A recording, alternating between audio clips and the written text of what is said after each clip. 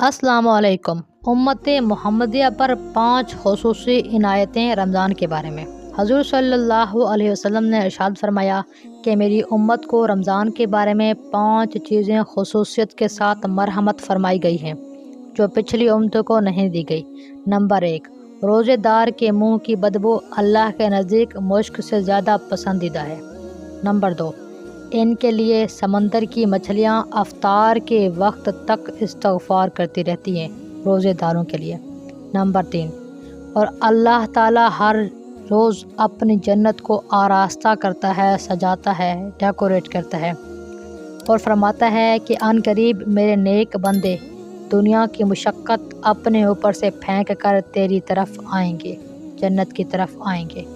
Number 4، اور سرکش شیاطین رمضان میں قید کر دیے جاتے ہیں، جس کی وجہ سے وہ رمضان کے زمانے میں ان برائیوں تک نہیں پہنچ سکتے جن برائیوں کی طرف غیر رمضان میں پہنچ جاتے تھے، یعنی مومن مسلمان ان برائیوں سے بچے رہتے ہیں جو کہ وہ عام رمضان میں کیا کرتے تھے۔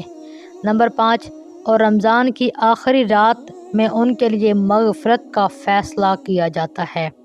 آپ صلی اللہ علیہ وسلم سے پوچھا گیا کہ کیا یہ مغفرت شب قدر میں ہوتی ہے؟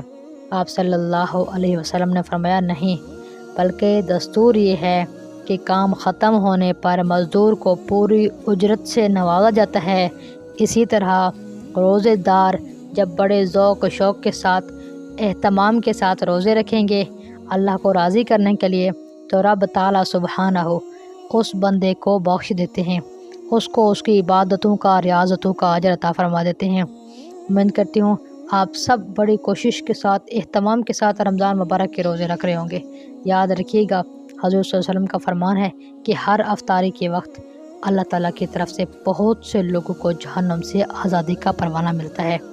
اور ایک روایت ایسی بھی ہے کہ جو شخص رمضان میں روزے نہیں رکھے گا، رمضان کا احترام نہیں کرے گا، رمضان میں اپنی بخشش نہیں کروائے گا، تو اس کو جبرائیل علیہ السلام نے بد دعا دی ہے۔